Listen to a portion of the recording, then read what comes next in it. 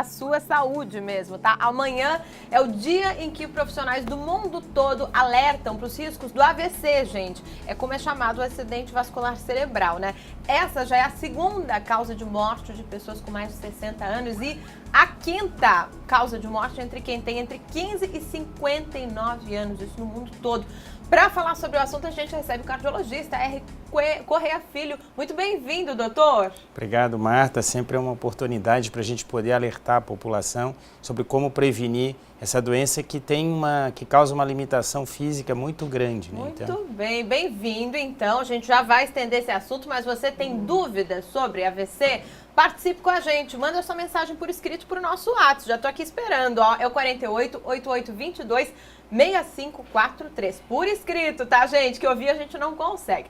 Doutor, podem ser muitas as causas de um AVC ou não? Como é que é? Então, eu acho que até pegando um gancho na notícia anterior ali, quer dizer, tudo aquilo que leva o indivíduo a se estressar, de certa forma, vai colaborar para que você tenha um descontrole do ponto de vista orgânico, começando pela pressão arterial, que é o mais importante. O principal fator de risco para a gente ter um AVC é a hipertensão. Mas a gente tem que lembrar, além da hipertensão, outros fatores não menos importantes, como, por exemplo, a obesidade, como o fato, por exemplo, das pessoas andarem muito estressadas e o vício de fumar. Até vou falar de populações um pouco mais jovens, mulheres que fazem uso do cigarro junto com o uso de hormônios femininos. O anticoncepcional, por exatamente, exemplo? Corre risco também. Exatamente. A mulher que usa anticoncepcional jamais poderia fumar, jamais. E a gente não vê isso acontecer na prática. Exatamente. Isso, vamos dizer, ela carrega um fator de risco independente, quer dizer, pode ser que a mãe e o pai não tenham história nenhuma de ter tido um AVC na família, mas só o fato de você misturar essas duas coisas, o cigarro, com o uso de hormônios femininos, você certamente está correndo um risco muito grande de você ter um derrame. Bom, o cigarro por si só já é um grande Exatamente. risco, né? Doutor, o senhor falou em hereditariedade, isso também influencia? Se meu pai e a minha mãe forem hipertensos, isso também pode agravar a minha situação? Certamente. Como a hipertensão, que é o principal fator de risco, ele tem uma relação com a hereditariedade, logicamente que se você herdou esse problema e você não faz um controle adequado, você está correndo um risco muito maior de ter um derrame do que aquela pessoa que eventualmente tem o problema e que está com a sua pressão arterial devidamente controlada. Ok, tem pergunta aqui, doutor, vamos responder. O meu pai sofreu um AVC, ficou com sequelas nas vistas, no olho. É uma sequela permanente ou não? As sequelas sempre a gente precisa observar por um período que pode ser dias ou semanas para a gente chegar a uma conclusão se aquela sequela é permanente ou não. Né? À medida que aquela sequela ela não melhora com o passar de semanas, a chance de ter uma reversão total diminui. Mas a gente sempre acredita que fazendo uma fisioterapia adequada, a gente tem a capacidade de conseguir minimizar essa sequela. Então varia de caso para caso. Exatamente. No caso do pai da nossa telespectadora, tem que ter esse acompanhamento médico para ele avaliar, né? Exatamente. Doutor, pergunta da Letícia. Obrigada pela participação, Letícia. Ela tem 18 anos, já está se preocupando com o assunto. O que fazer para evitar o AVC, ou seja, medidas preventivas? E eu aproveito o fato dela ter só 18 anos. Doutor, está acontecendo cada vez mais, pelo menos eu tenho visto, com pessoas mais jovens, fora desse padrão que o senhor falou. Às vezes a pessoa não é obesa, às vezes não fuma ou pratica uma atividade física regular. Então, é muito importante essa pergunta porque a hipertensão, que é o fator de risco principal, na maioria das pessoas não causa sintoma nenhum. Então é fundamental a pessoa, a partir dos 18 anos, fazer uma visita médica. Essa visita inicial pode ser para um clínico que vai medir a pressão e que já vai chegar a uma conclusão em relação a isso. Mas vamos pensar assim os maus hábitos. A gente falou alguma coisa sobre cigarro, eu incluí a obesidade, a falta de atividade física e assim o uso indevido de substâncias durante a noite, né? Vamos dizer, mistura de bebida alcoólica com essas metanfetaminas, isso é extremamente perigoso. Então, assim, o alerta fica para essas populações jovens, assim, quanto mais você associar substâncias perigosas, você está correndo o risco tanto de ter mais infarto quanto de ter derrame também, que é o AVC seria a tradução, vamos dizer, para um termo mais popular, seria o derrame, é a mesma coisa, AVC e derrame são a mesma coisa. Muito bem. A Carol gostaria de saber se a dor de cabeça aguda muito forte, tipo dormir e acordar com essa dor, pode ser algum indício ou pode causar AVC. O senhor falou agora há pouco que não apresenta muitos sintomas, assim, né? O AVC, assim, na sua expressão, ele não costuma iniciar com uma dor de cabeça forte, tá?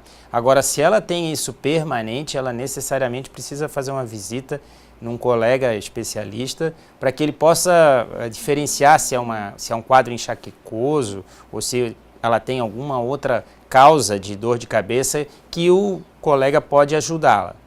Doutor Mais pergunta por aqui, tem alguma coisa que a gente possa comer para ajudar a controlar a pressão alta? Eu sei que muito sal não pode. Gostaria de saber de algo natural que possa ajudar. Então, o veneno básico realmente para a hipertensão é o sódio, né? Todo o alimento concentrado, lembrar que tudo que é industrializado pode ser uma água mineral, tudo é obrigado a ter um pouco de sódio para conservação. Então é importante hoje, porque os rótulos obrigatoriamente têm o conteúdo de sódio, que a gente avalie isso. Então eu vou responder assim, o principal veneno para a pressão é o sódio.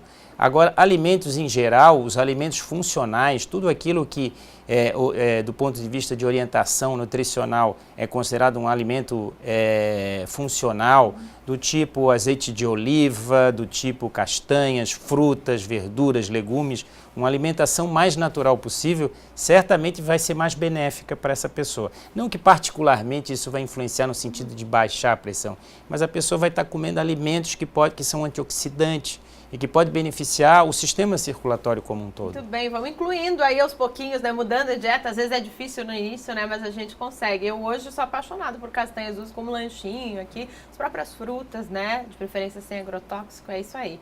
É o que os médicos sempre falam, né, praticar exercício físico, tentar ser saudável, beber muita água, mas na prática, às vezes no dia a dia é mais difícil, né, doutor? Pergunta, crianças também podem ter AVC? É muito menos frequente, assim, mas se aquelas crianças que por acaso já tenham nascido com algum problema renal e por isso têm um problema de pressão alta, certamente correm um risco maior. Existem alguns casos menos comuns, com anomalias e tal, da circulação cerebral, que poderiam levar, mas aí é um caso muito específico, muito particular, assim, não é o dia a dia que a gente assiste dos casos de AVC. Muito bem. Doutor, tem muita gente perguntando, eu tô com sintoma assim, pode ser indício de AVC?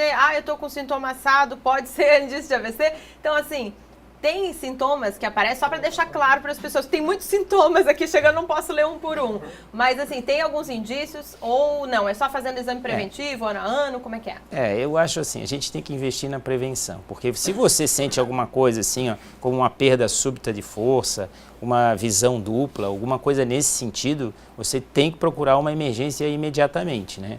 Não é para alarmar as pessoas, mas assim, quando você vê que o seu organismo não está respondendo de acordo com aquilo que você percebe na sua rotina, no seu dia a dia, você tem que procurar um recurso. Agora o AVC, a palavra já diz, acidente vascular cerebral, é uma coisa aguda, abrupta, assim, então você vai notar nitidamente que a coisa está diferente, tá? E a questão é prevenir. Exatamente, ele não vai ficar dando aviso, assim, ele acontece quando ele acontece. Por isso que a gente tem que prevenir, né? É muito mais interessante a gente cuidar dos fatores de risco, que aí a gente vai realmente estar investindo em evitar uma consequência que às vezes pode ser extremamente limitadora. Não vamos esperar acontecer, porque as consequências, como o senhor falou, são muito tristes, né? O que em geral tem sequelas bastante graves, né? Exatamente, assim, varia de pessoa para pessoa, varia da artéria comprometida a nível cerebral, e uma coisa que é importante as pessoas saberem, assim, se ela chegar cedo, vamos dizer que eu tenho um sintoma sugestivo, tive uma perda súbita de força inexplicada, se eu chegar logo no hospital, há uma chance de a gente usar algum tipo de substância, de algum medicamento que pode, vamos assim dizer, reverter ou minimizar esse tipo de AVC. Tá? Isso é uma coisa específica, só alguns hospitais estão capacitados para fazer esse atendimento, mas é uma coisa que precisa ser feita. Doutor, mais pergunta, eu tenho 33 anos e tive um AVC aos 30, olha só, desde então não tomo mais anticoncepcional.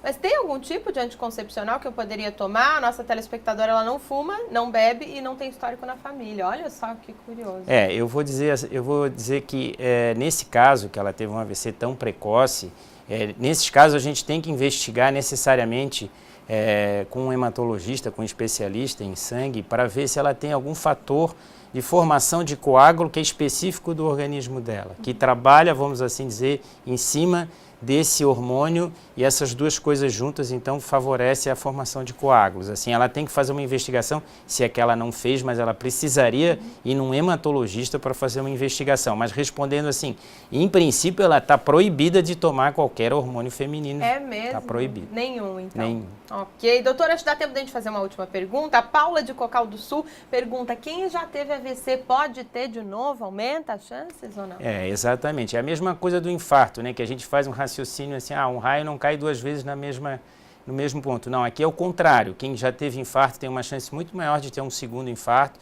e quem já teve um AVC tem uma chance muito maior de ter um segundo AVC.